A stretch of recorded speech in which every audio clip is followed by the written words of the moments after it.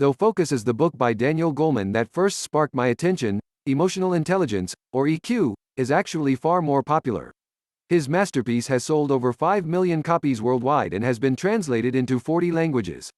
Goleman explains how two separate minds live in our brains, one rational and one emotional, and why the 5 key skills making up your emotional literacy are actually a much bigger predictor of happiness and success than the capacity by which we usually measure it, IQ.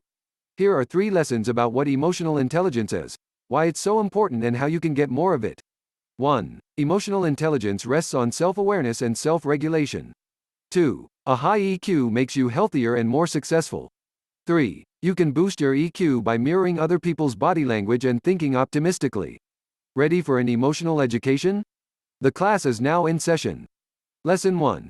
Emotional intelligence depends on your ability to be self-aware and self-regulate. There are 2 parts to being emotionally intelligent.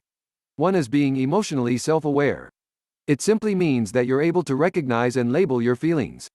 For example, when children learn to speak, they usually need to be given the vocabulary first, so if your son is angry because you're not letting him have candy before dinner, he'll know he feels bad, but can't tell you what exactly it is, until you tell him that what he's feeling is anger.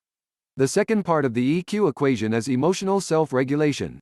As an adult, being able to look at your emotions on a meta level, thanks to mindfulness, learn from meditation or other self-awareness exercises, is crucial in choosing how to react to your feelings, or if you should react at all. For example, when you sit in your office and hear a sudden, loud bang, like the sound of an explosion, your emotional processing center will perceive it as a threat and put your body in alert mode. But when your rational brain double-checks and sees there's no actual threat there, it calms you down again, so you can get back on track to what you were doing. Both of these qualities rely heavily on the neural connections between your rational and emotional brain, which, if severed, can cause serious problems. Lesson 2. If you have a high EQ, you're more likely to be successful and healthy. IQ, the level of your intelligence, is usually what we think determines success. But Goleman's research led him to believe that EQ, emotional intelligence, is just as, if not more important, to find happiness. For example, in the world of business and careers, students with higher levels of empathy seem to get better grades, even if their peers are just as smart. That's because they can better manage their feelings, for example being bored, but still doing their homework, and perform better in social settings, like knowing when to speak and when to be quiet in class. Similarly, as you might know from the famous marshmallow experiment, kids who can better discipline themselves at a young age tend to perform better later as well. Plus, managers, who are socially skilled, will have the power to persuade people when they need to and thus do a better job at leading people.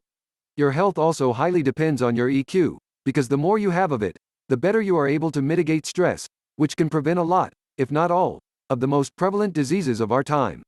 Lesson 3. You can boost your EQ by mirroring other people's body language and thinking optimistically. Alright, that's all good, but how can I improve my EQ then? I'm glad you asked. Here are 2 really cool exercises to increase your emotional intelligence. 1. Mirror other people's body language. 2. Convince yourself that your failures result from things you can change. The first exercise will not only help you connect better with the person across the table, it'll also make you more emotionally self-aware. For example, when the person you talk to has great posture, straightening your own body will send subtle non-verbal cues to them, that they can trust you, help you realize what great posture feels like and also make you more empathic, because now you know how they feel when their body is in that pose. It's one of those, fake it till you make it, scenarios, which helps you build better habits. The second exercise helps you become an optimist. Optimistic people continue to try, because they believe their actions make a difference, and are thus more likely to succeed. This is based on how they explain failures. They think bad events are temporary, external and specific, and that they have the power to change them for the better by improving the next time.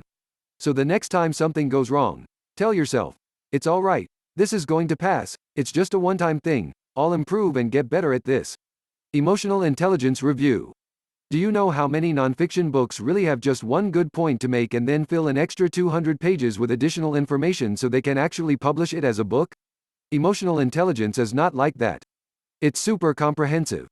After first introducing you to emotions in general and why they matter, Goleman then explains the idea of EQ, what constitutes it, why it's great and how to improve it.